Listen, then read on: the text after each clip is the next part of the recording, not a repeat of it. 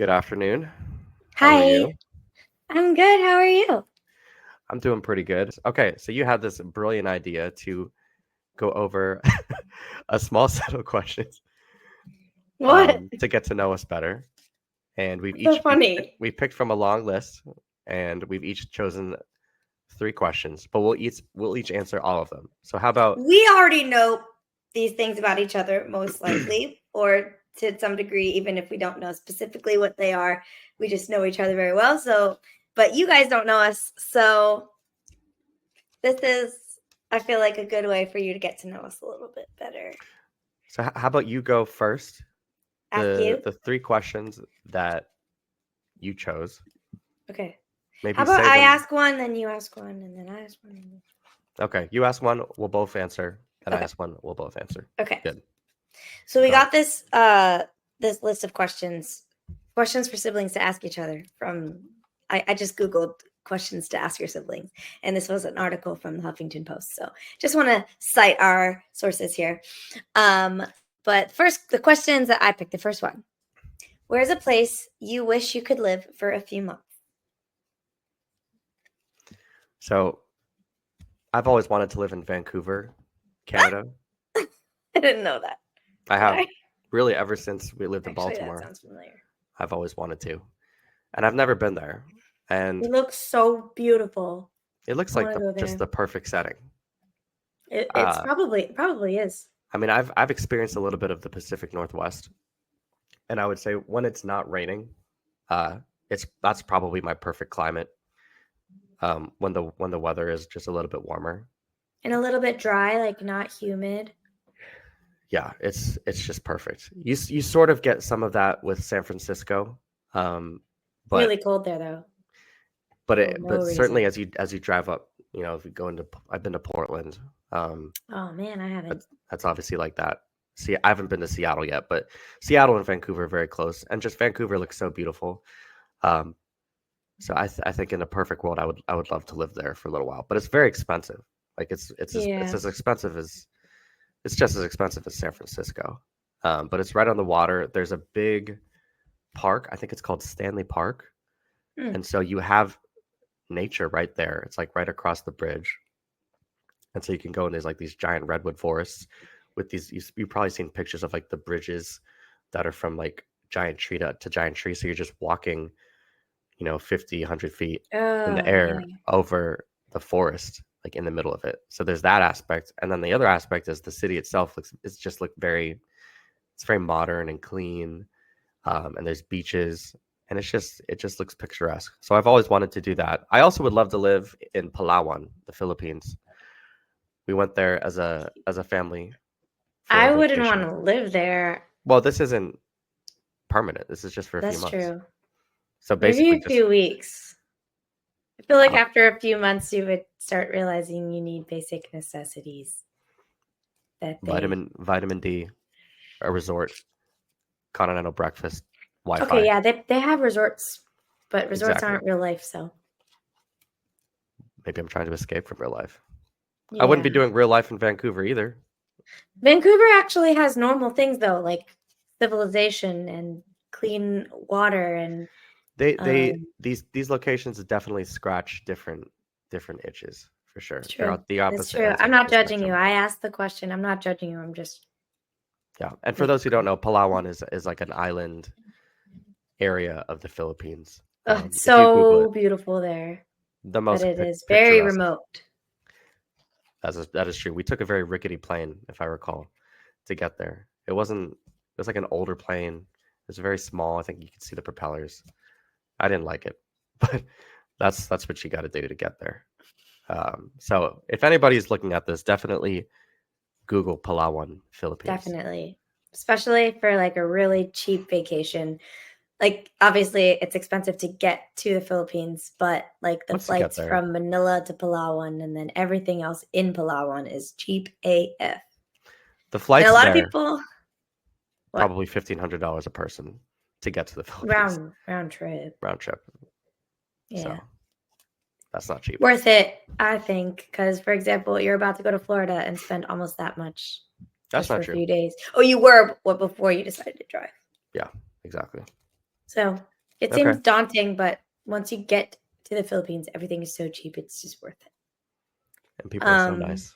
But one thing I will say about the Philippines, I've never been to Bali or any of those beautiful, famous island type of places, but I feel like the Philippines is so underrated when it comes to the same type of lifestyle and views and everything. And more people need to go to the Philippines and give it a chance. I would agree with that, although we haven't been there in a little while. We definitely I haven't been there since COVID, so I do believe that the word has gotten out, and it's probably not on the same level as Thailand, but people know about it. And yeah. the places that we've been, like when we were in Palawan, I felt like, wow, why aren't there more people here? This is Yeah. amazing. When The was same that? places we 2015, 2016? Yeah, almost 10 years ago. So I'm sure the 2015, same yeah. places we went to, there's probably a lot of people. That's There's crazy more how people long ago now. that was. Okay, your turn. Where would I most like to live? I would say for a few months, I would say England / just Great Britain That's in fair. general. I've always wanted to go to England, Ireland. I just feel I just feel like it's the most like normal type of place where I could have like normal routines and stuff. But it's just like aesthetically my favorite type of look, I guess. I don't know. I love cobblestone, like just a lot of old, like centuries old architecture, just all that character.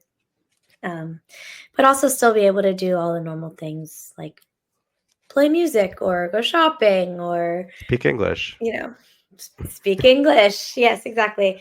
I wouldn't have to learn a new language to enjoy time there. I feel like I would see a lot of the roots of America there, which I feel like would be really interesting. For a few Yeah. months, and then I'd be good. Honestly, living in London would probably be up there for me. I really want to visit Sarah. I know she just left. Once again, Really? I do feel like a piece of shit because I was supposed to reach out and see her and go to Baltimore, but it just didn't work out. So I'll have to see her when we go over there to visit at some I point. really want to go. It's cheaper to That get looks over there so than it is to great. go to Asia. Well, Ian used to live, or he was on Scotland's lacrosse. Can't talk. Scotland's national lacrosse team. That's So right. he spent a lot of time over there, and his dad's from there. So he doesn't really want to go back, but that would be like my dream. That and Italy, but I don't think I would want to live in Italy for a few months. I would want to go for a few weeks, but like not live there. Well, how about I this? would want to live in Let me England. propose something to you. Okay. I'll go with my wife and daughter, and you can come with us and be our au pair. So you can. I have news to break to you. I'm definitely going to be a wife and a mother I'm soon before saying. long. So I I'm don't know if saying. I can do that when I have my own child and I'm saying husband. within the next 6 months. That way we can all travel together. It's less daunting. You should probably ask your sibling who doesn't work full time, who doesn't No, have a partner, and who is young and can do things like that. I've already tossed this idea around with her, and I think that would be amazing. I would love to go, but you should definitely bring her, not me. the problem is we're gonna have to fund everything with her. She already has So enough stuff she needs to work to pay for. But yeah, exactly. I feel like I would just love it there. And so would Mara. Well, I agree. I would love it there too. His face. He's not pleased. Well, he keeps rubbing up against me like he wants me to pick him up. Okay, your turn to ask a question. All right. So hold on. Let me pull these up again. I think what I was going to say was, do you think our parents had a favorite kid? If so, and who and why? I think this is a dangerous question because I do think I think that you know what I'm going to say. I think that they truly love all their children, and there's just like different parts of the stages of our lives where they've needed to pay more attention to one than the other, which is, I'm sure, just a challenge when you have 5 children to divide your time and attention, between them, especially when they're all going through such vastly different things at the different ages where we all are. So I will give them that. There were times when you were the focus because you're the oldest and you were a teenager first, and a lot of stuff happened around then. And Benzie followed very shortly after that. But then I was a teenager, and I got the brunt of a lot of things that happened. But I also started doing music around then, and so mom especially was just with me for everything that I had to do with music, which I appreciate. Now I appreciate that it was that way, but at the time, especially as I got older, it was just really tough to be like constantly having to do music together, which was hard. But then Tessa has also is just this is what I'm saying. Like there's just every one of us has the time that was something they needed. We needed more attention or needed more help or had some success or talent that or child that caused them to give them more attention. Like they moved to Atlanta with you because of you and your child. So that's might make it seem like you're their favorite right now.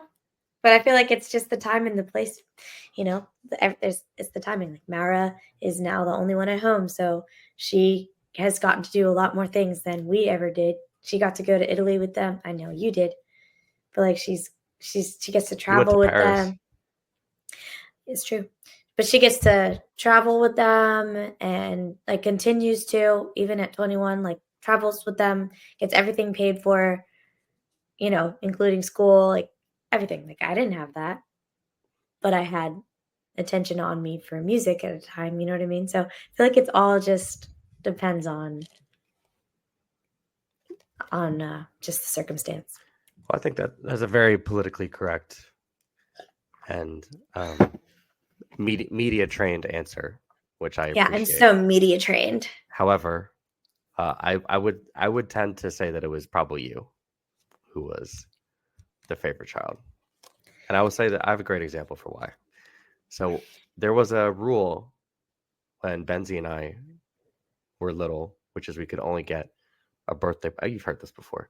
We could only get a Oh, birthday party. because you could only get a birthday party every 5 years. Correct. I don't think that is because they favored me more than you. It is because I was like, no, I want a birthday party. I want to make it happen. Period. And I still to this day yell at them for things that they don't allow. So Yeah. I Well, wouldn't say that we that's a still didn't. favorite thing. We still did not get the I birthday can party. totally understand why as that why you guys would feel that way at the time, but I definitely don't think I'm sure that I he was like. shares this opinion as well. But you know what? People naturally dote their daughters more than they dote their sons. I think And that I don't is think they were a huge fan of me for a while, to be honest with you. you think that's this thing like there's just different times when we've all done things that either made them mad at us more than the other, done things that made them really proud of us when it seemed like they weren't proud of the other. Like that's I feel like I couldn't have 5 kids because it would just be too hard to do that. Like I know my heart is Oh big yeah. enough to love that many children, but I also just feel like when I have one, like it ends up being like, for example, I have 2 pets right now. I love them both equally, but at the same time, like Sushi is my baby. Like she just is so spoiled. Like she has so much time spent together. Like she's the animal that's out around everyone, and Wally is just like, all right. That's Like also the nature of cats and dogs. I know, but maybe that's the nature of boys and girls at different ages. He's not a kitten, so he doesn't need attention. He's Yeah. older. You know what I mean? But like He's an I adult. just can't imagine. I mean, she's not a puppy. She's 4. I just can't imagine how it will be to just give attention to multiple children. Like at some point, one child is always going to feel less than another. And it's not, I don't really think it's necessarily the parents' fault. It depends on the situation. But I do think that there's a positive aspect to that, though. Um, you hear about the classic sort of second child or middle child syndrome where Yeah, they tend to feel like they're forgotten. And there's definitely some truth to that and data to back up why those people end up making the choices that they make in life. But I totally. think it is a good thing for kids to realize that not all of the attention belongs to them at all times. Totally. If I look at my friends or people that I know who are only children, and I'm sorry if this offends anybody, but those people are often monsters. Uh, Okay. I feel like those people are often not able to see perspectives of a lot of people around them at the same time. I wouldn't necessarily say they are it's a monsters. very monstrous quality to have. It's a very selfish quality to have. And my wife, her perspective is that she wants to always give our daughter 100% of her attention and always show her love. And from like an emotional standpoint, that makes perfect sense, especially as she's a baby, as she's a toddler. Like we always want to be there and dote on her and just focus on her. And just the idea of not being able to do that sort of breaks your heart. But for Yeah. their long-term character and development, it's a benefit because there's going to be a time when they're not in your house and where they have to deal with people who are different and may not 100% agree with them or focus on them or have their attention. And it's just important for people to know that they're not the main character at But all what times. if they are? Like, what if it's every person has their own individual path. Like even born into the families with the siblings that they have, like I understand why any person would be like, I love my siblings, but this is my life. Why don't I get, you know, 100% attention? Sorry, cat hairs. You know what I'm saying? And I'm not saying that I feel that way or that you should necessarily feel that way, but it's like your family is your family, but you still are an individual. And so that's Well, just I think it's just that like hard. that's incumbent on the parents to divvy up the attention equally, but also it's a good thing for you, not you personally, but for you to ask that question like, wait a second, why don't I get everything? Not just from a materialistic standpoint, but why don't I have all the attention? You have to have those difficult questions and things that make you sad, and then you have to be able to wrestle with them and come to some sort of catharsis internally. Uh, Totally. whether you accept, oh, it's just because there's other people, or just even living with the knowledge that actually I'm not the center of the universe in every room that I walk into. Yeah. I actually went on a date with a guy one time who said he truly believed that he was the center of the universe. I remember looking at him like this, like, mm-hmm. Like the But like he really thought that. Like he true like not as a joke. Like he really did think that he is the center of the universe. He is the reason why everything happens because we all have our own individual. I'm not saying that he's right, but at the same time, we all only have our own perspective. And does like he that's what's a good thing about having siblings is that you do realize from an early age that it's not just about you in terms of the little life that you have, your parents and your siblings. So exactly? that's why I am so grateful that we have so many of us. There's 5 of us, but from the parental perspective, like that probably wasn't that well thought out in the sense of what the attention that they're able to give to each of them, and like if there's going to be any favoritism, like they probably didn't think, oh, this kid isn't good enough, so I'm going to have another one, and then Right. okay, this one's finally my favorite. Let's try So again. The first one we had was obviously a first draft of a person. So let's keep iterating. not at all. But that being said, I do, when I have kids, want to have my second kid very soon after I have my first, so that for like the beginning, first few years, like they don't necessarily know much else other than having a Yeah, sibling. having that close bond. Not only just having a bond, but also not being the center of the universe. Like I Yeah, hope that my kids will grow up knowing all they knew is having each other. And right. all they know is that they are not the only one. That's the way Benzie and I are. Like I don't remember pre-Benzie. I was too young. But if you were Yeah. say 6 years old, and then all of a sudden your parents stop caring, like stop looking at you all the time, Right. Like that's a much that's got to be different so impact. traumatizing.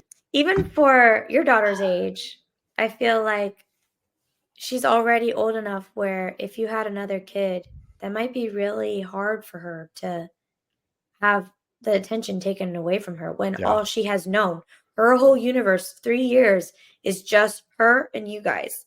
yeah, it's I getting I just close. can't imagine like there's big feelings for a little person like that. That's She's got to got be she's tough. got some big feelings. Yeah. She expresses them. I mean, for Violet, for example, oh my gosh, I don't know if Benzie cares about us mentioning his kids. For our Mhm. brother's daughter, one of his second oldest daughter. So his oldest daughter is with his previous girlfriend, and his second oldest daughter is with his now wife. So they have two kids. So there's the oldest, and then his daughter that I'm talking about is technically the oldest in her family outside of that. You know what I'm saying? But when the youngest was born, she probably didn't acknowledge her for a good 2 years, maybe a year and a half. Not that That's she didn't not acknowledge her, that's but she interesting. didn't talk to her, play with her. I Like didn't know that. it was kind of just like, well, there is another person here. There's another baby. But she would just do her own thing, and it was really hard for her to like actually do things together. Like she was still very just individual. Like this is just me in my life. Like what is this other baby? Like Right. it took her a This while. invasive species.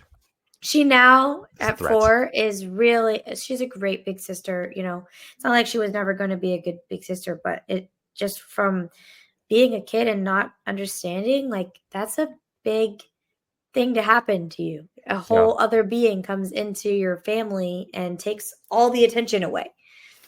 Yeah. So, These are I don't know difficult what I things don't remember to those things, like, being a little kid, like, I don't remember what that was like because I just have always loved babies since I was for as long as I could remember, all I had was baby dolls and wanting to have other babies. So I was so excited to have 2 little sisters. I mean, when Mara was born and I was 9, she was like she was my baby. I would literally pretend she was my baby. I mean I was only 9. she still is basically a baby. Well, she is in our eyes, but the point is that, like, I could think I was old enough where I could be like, "I want to have for me, like, you're gonna have a baby for me. It's not for you." You know what I'm saying? Like, Tessa and Mara were my babies. So, We did kind alright. of raise them in a way. We all did. It takes a village. Okay, next Okay, question. just in the interest of time, let's just do two more questions. So you pick one, and I'll pick one more. Let's Okay, skip the love language question. okay. You would skip that one. Um, alright. So you're basically telling me I can only do this one. Pick Alright, that one. if salary and experience didn't matter, what job would you most want to have? Professional pickleball player. That's my addiction. That's all I Okay. think about. I'm serious. I Yeah? the second that I wake up every day, I think about pickleball, and when I go to sleep, I'm thinking about pickleball. It used to be golf for you. Um, it You wasn't it This wasn't is where quite the you're same. just like mom. You get these little obsessions and you just that's your hyper focus for months, if not years. That's like your hyper, and that's good. That's not a bad thing. It's just that mom is exactly like that. And I that's would just say, like yeah. cute that you're like her. It can be healthy if directed towards something positive. But I Yeah. would say Like if your even obsession was cigarettes, that would be bad. right, you're obsessed with crime and mayhem. I'm in a hyperfixation mode where I love killing people. Like, I just need to rob that jewelry store. I don't even like and that jewelry. one, and that one. But hey, spin zone. Have you If looked you did into it, what are the if you incomes of robbed jewelry professional pickleball stores a players? lot, you would get presumably very good at it, right? The more jewelry stores you robbed, like the 20th one, oh my god, you'd be a This is fucking why we expert. all love crime shows, but from the perspective of the ones who are committing the crimes, because This is why they I'm do watching The get better and Penguin. better. I love The Penguin. Oh, I need to watch that. Okay, It's the best show on TV. wait. Backtracking. Yes. Have you? Yeah, and I just said this. I was talking over you. Have you looked into some of the incomes of professional pickleball players? I'm glad you asked. Yes, I have. And it's basically like tennis. So the way that it works is that there's two structures, two leagues. There's the PPA, which is the Professional Pickleball Association, which is basically just tennis, but it's pickleball. And so you're just an Oh, individual going around to all these tournaments, and the tournament you win some amount of money do they based go to the on. Olympics? They don't have it in the Olympics yet. There's talks of it, but that's at least two Olympics away. Yeah. But you go to these events, and that's, you think about Serena Williams or Venus Williams or Andre Agassi or Maria Sharapova. They've made money from tournament winnings, and golf is the same way, and then also from endorsements. So right now, the PPA, there's like a rotation of like the top 10 or so who win basically everything, all the singles and doubles and mixed doubles. They win everything. So they've racked up a lot of winnings, but most of their money comes from endorsements. And so that, like, Anna Leigh Waters is the number one women's player in the world. I actually saw her play here in Atlanta a couple months ago. She's ridiculous. She's a teenager. She's like a child. She's 17 years Dang. old. She's number one in the world. Actually, the game where I saw her play, she was down. So the I way didn't that know you went to go watch pickleball. it was awesome. But so pickleball, it's first to 11, and you play. It's best out of three. And so the first game, she was down 7-2, and something just switched on in her, and she got pissed off, and she just scored 20 straight points, and she won the next two games. She didn't lose a single point after that. So she's a monster in a good way.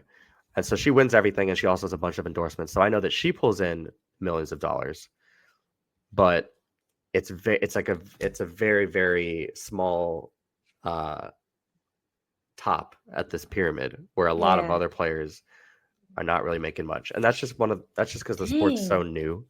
But they also have this new league called Major League Pickleball, and it's the same cast of characters as the PPA, except they have teams. So you'll have, like, I think there's the Atlanta Bouncers, there's the Las Oh, Vegas Night Owls, there's a team for how each big are city. they? Each team, I think, has 6 players or 5. But there they actually Dang. have a salary. And so you're playing in the PPA and the MLP. So you have tournament winnings supplemented by this sort of low level recurring salary. And then there's also endorsements. Wow. So there's a lot of money just getting poured into there. And it's gonna It's, keep growing. yeah. But I mean, the question was, what would you do even without if their money was no object? I mean, I Yeah. would just play this at all times. Yeah. At all times. Like, I was there last night. I played it for 3 hours. Uh, and I got home, and I wanted to practice more. I'm probably going to go practice tonight. Oh. Yeah, it's starting in I would play January. with you if I lived there. Yeah, I wish, because it's most of what I do, and I'm an evangelist. I've recruited so many people from. I recruited people from the kickball league I was in. Everybody there is now Oh. playing pickleball. I bring people from my office. It's like the only thing that I talk about when I'm around people, and then either people get turned off and they're like, "What are you talking about?" This guy. or they're like, "Oh yeah, where can I join?" And that's it. So that's the answer to the question. But what would your job be? Oh my gosh, it's hard because I feel like, unlike a lot of people, have already been doing something that was originally started as a hobby. I've been doing that for my entire life. And now I'm about to completely shift gears to doing something that I don't really know that much about. And You've lived the opposite experience. Most people are like, oh, I would be a singer. You've already done that, and now it's like, I just want to yeah, work in HR.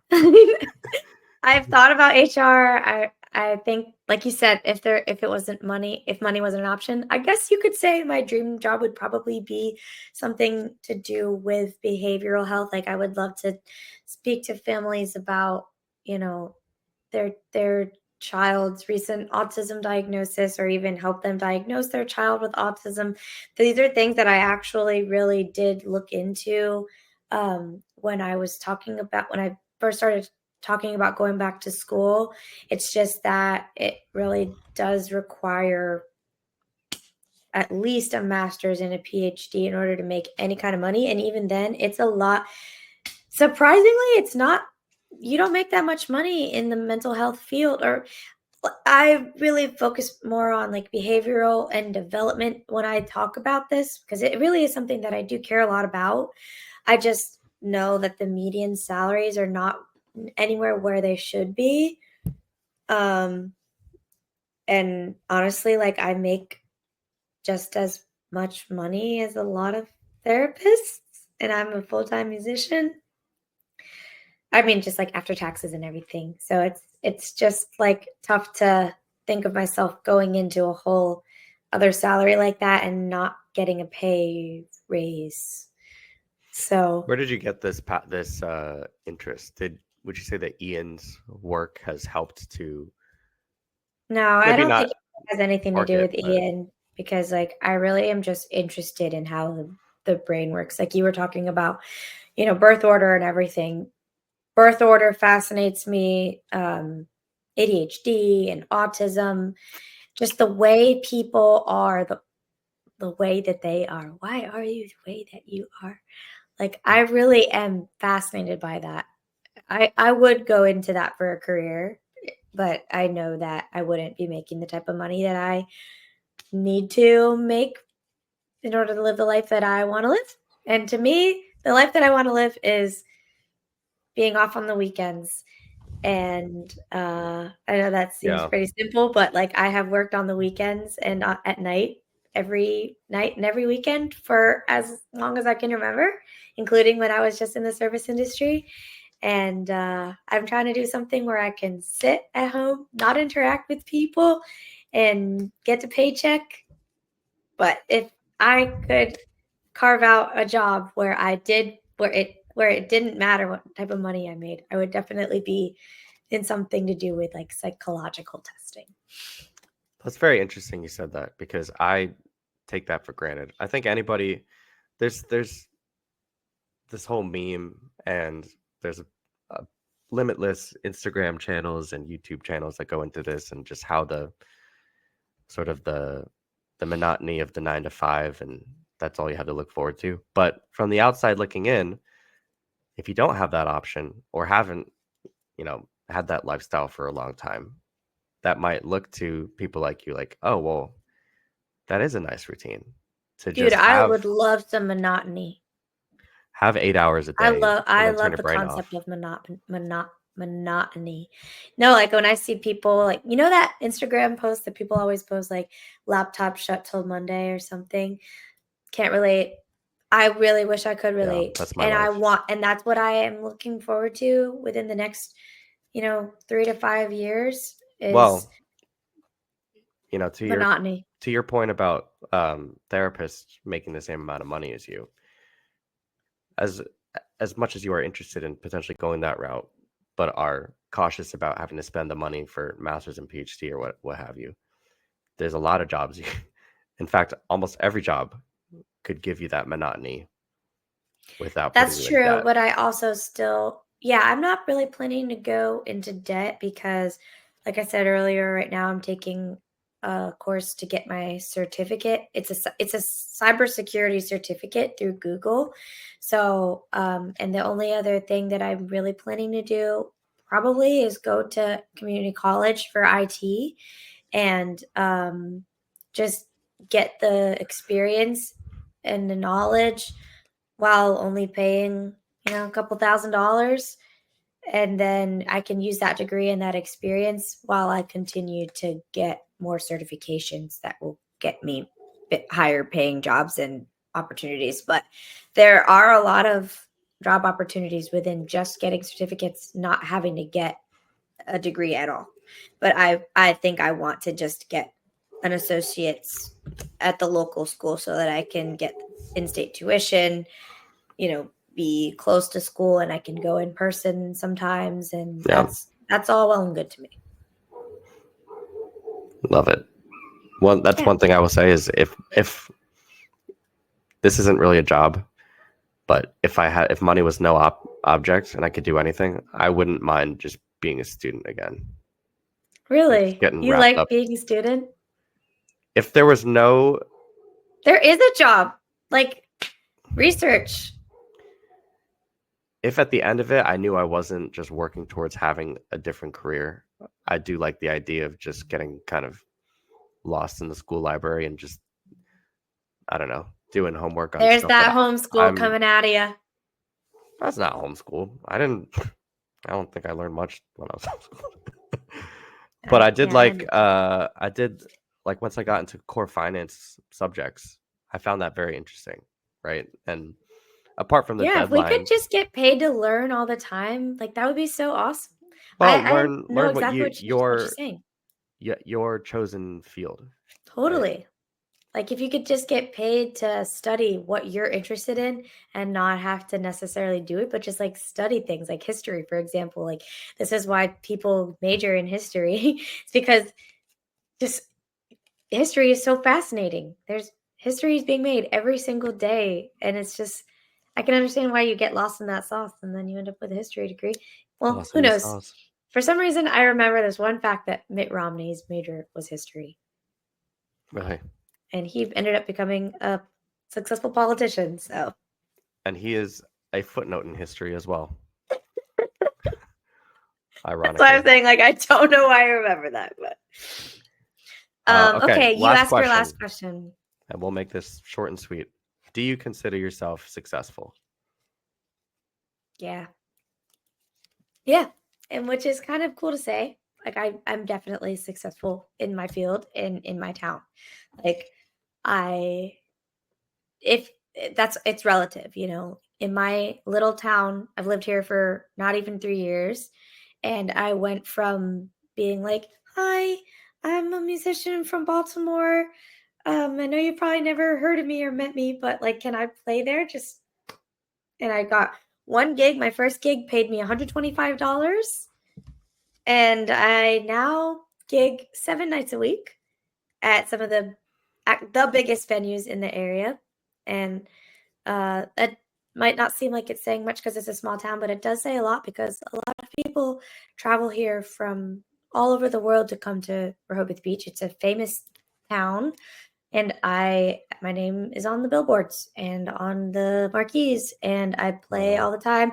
People come to my shows without me inviting them. They'll come to me and be like, "Hi, I'm a big fan, and I love I love your music. I've always wanted to come see a show." And it might just generally be on a semi-local level, but people travel from Maryland, DC, Virginia, and other parts of Delaware to come see me. So I'm very, very grateful for that. And so it might seem like such a huge shift and disappointment to find out that I am trying to take a step back from that. But as much Yeah. as I'm grateful for the career that I've had just based solely on my own talents, which I am so grateful for that. But I also am grateful for, just the happiness I've brought to people. I don't take that lightly that people have, you know, that I've made an impact in any way on anyone. And I'm not trying to sound cocky when I say that, but like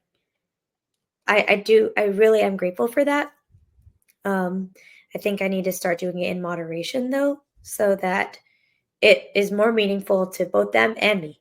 Right. Because when I do it every single day, it just takes some of the thrill and the joy away from it. I mean, it takes a lot of that out. And in the same way that anybody doesn't love going to their job every day, I also do not love going to gigs every day. It's a Friday. It's almost 4 o'clock. I would love to just, go with Ian to some nice outdoor restaurant and take sushi with us and go to happy hour, have dinner, and then come home and watch a movie and go to bed. That is Have my you dream. have you have you voiced that to him? Like, hey, there's a world in 5 years where we get to do that, and Oh yeah, I hope obviously that I we get to voiced that it to point. him. That's why he has supported me in my decision to go to school and my decision to completely have a career shift. And I definitely will continue to do shows, a couple times a month, play or just pick one venue that is planning to still book me and play there a lot or whatever. I just don't want to rely on it. That's been really hard on me mentally. I Yeah, also can't do it every day because it's exhausting, and I have vocal damage, I have muscular damage, like, there's a lot of things that physically and mentally it has taken from me, and at 30 years old, it's just time for me to make a big change. I'm gonna start a family soon, and it's just time, uh, but I am gonna go to the recording studio next week. um, it's just this most random thing that happened that this guy who uh, produces music for film and television and ads, and also some other artists that you may or may not have heard of. He found me on Instagram and wants to record with me. So I'm going to try with some of the time that I'm hopefully going to have soon to also focus on writing again and just the different aspects of music that I haven't focused on as much by being so exhausted by performing every single day. nice. No, How I about think that's you? that's no that Are you I was gonna successful? say no that's well put. Before we get to me, I think that's well put because from the outside looking in, a lot of people who are ignorant, a lot of people, a lot of Please. people who are ignorant of the music industry would probably think you're either Katy Perry or Dua Lipa or Sabrina Carpenter, or you're not doing anything really. And actually, Yeah. what you've carved out is this sort of middle class of music, which is you're making above the national average in dollars and doing it successfully and consistently, um, and making a living. The only problem is was your passion, and any passion that turns into your source of income where you're grinding becomes a job. Even Stephen Curry, I'm sure, is pissed off when he has to play basketball on Christmas Day, right? Rather than opening presents and just relaxing, like he's on TV. So it's Yeah. just like a I mean, factor, okay. I feel like it's a little bit different when you're making the type of money that right? athletes make and that It helps musicians make like Katy things Perry make. Yeah, I think it's a smoother. little bit of a cushion to fall on when you're making a couple $1,000,000 per game. Um, but it's true. Like, there was a time when I was a teenager and young adult where I really was passionate about music, and people are always shocked when I tell them that I really can't say for sure that music is my passion. It's the thing that seems like I'm best at, but it is the thing that I have taken what I'm good at and turned it into a career. So not everyone can do that, and that's why I know, like, I am grateful for the ability. I'm grateful for the gift I've had, and I'm grateful for, like I said earlier, that mom helped me so much early on, so that when I took the training wheels off, I really could do it on my own. Um, but I want to find a new passion that I don't have to get or rely on financially for, and I also want to find work that I enjoy because I don't Crocheting necessarily have. or I love pickleball, I love crocheting, but I don't want to do it for a living. I think that would take away the joy of crocheting, and unless you started making $2 million per piece. but I would get horrible arthritis, and that's just some things like that are just not feasible. There was a time when I was so obsessed with the crocheting that I was like, I swear I gave myself arthritis. But even my hands struggle when I am playing guitar, like, Yeah. just constantly having to go like this. Like, sometimes my fingers will literally freeze in the middle of a song. And it's You're like, fucking. like your daughter said. All right. yes, I am very thankful that I can consider myself successful, but it is time to turn a new leaf. And on to I you. love it. Okay. I will say that I think I'm sort of successful. Sort of. If I look at my past and the dark places that I've been a long time ago and looking now, clearly successful. Especially because this is like the field that I wanted to go into. I think I've got some great brands on my resume and great experience that a lot of people are trying to Totally. break into. Whenever I forget that I've done well in my career so far, I always just have to remember, like, there's people reach out to me all the time. It was more prevalent at Disney. There's probably people reaching out once a month.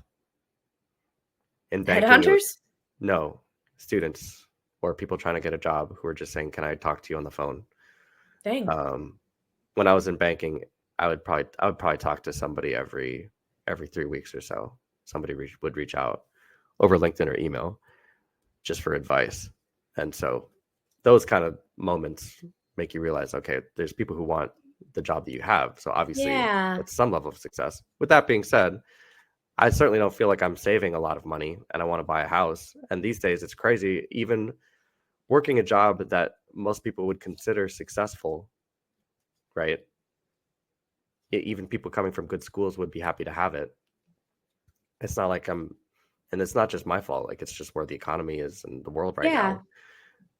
We're not like, oh, we're gonna go buy whatever house we want. That's within reason. Like, no, we're gonna save for a couple years and probably get a house that is a good starter home. But that's just where everybody is now. Most people cannot buy a house and will never buy a house these days. Like, the dream of home ownership is dead in this country. Not to be dark, right? It's really only open to certain people who have dual incomes in a household and who make a really good amount of money, or you live in a very low cost of living area where houses are cheap as fuck anyway. But if you're It's anywhere also near a just big like city, the market right now, though, and interest rates. Like, obviously, it might be a bad thing if they drop because the economy is so bad, if it gets so bad again. But at the same time, like, you can ride on well, that. Some people can ride on that. just in relation to wages, like that's just the reality. So that aspect makes me think that, okay, there's so much further to get. Also, I see success as having this concept of fuck you money, right? Which is the idea that you could walk Did into you your just quote boss. Post Malone? I mean, it's not his concept to own.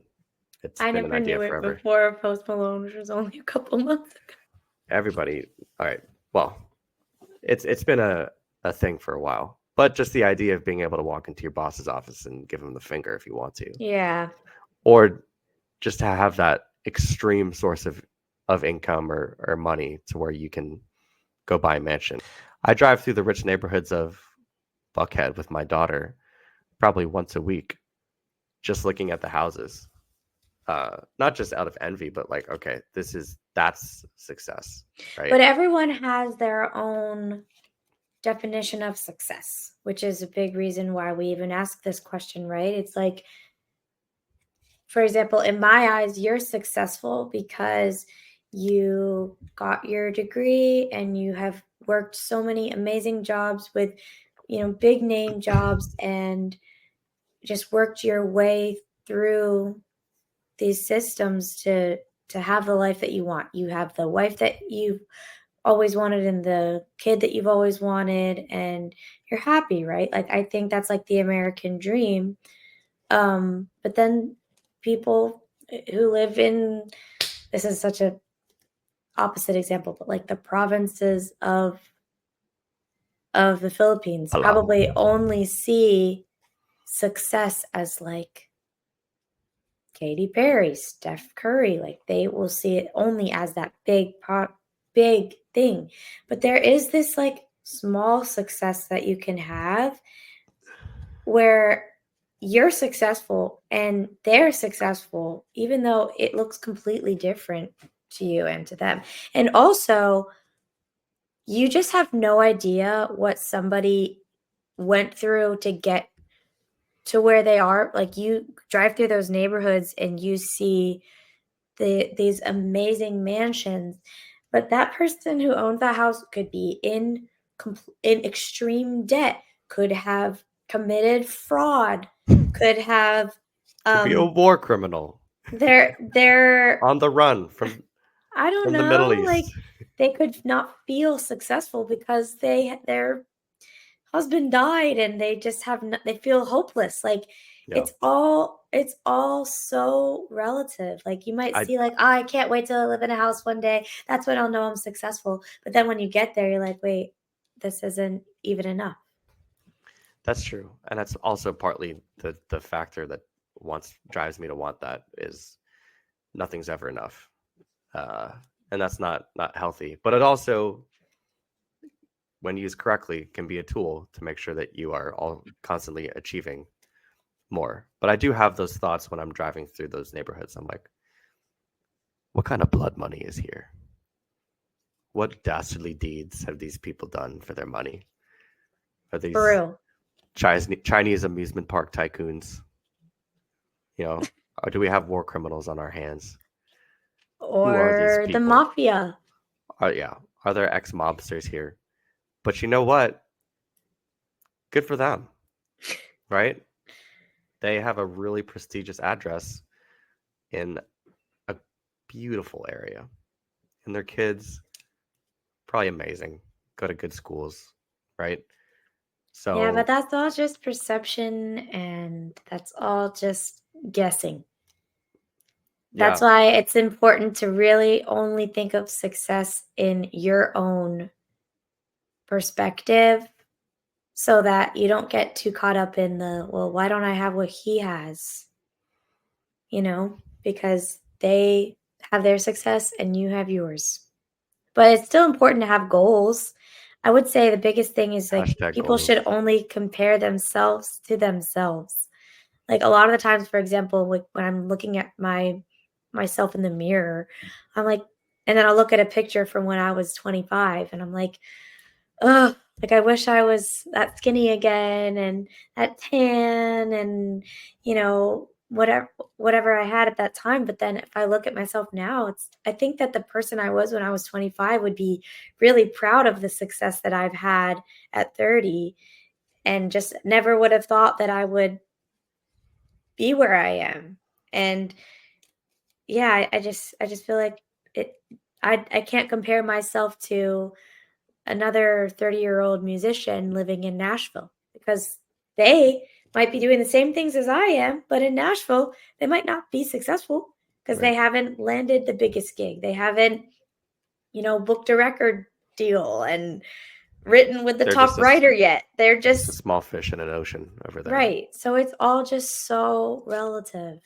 All you can do is your best and compare yourself to yourself. That's my Well, advice. well said. And on that note, we are at an hour and 20.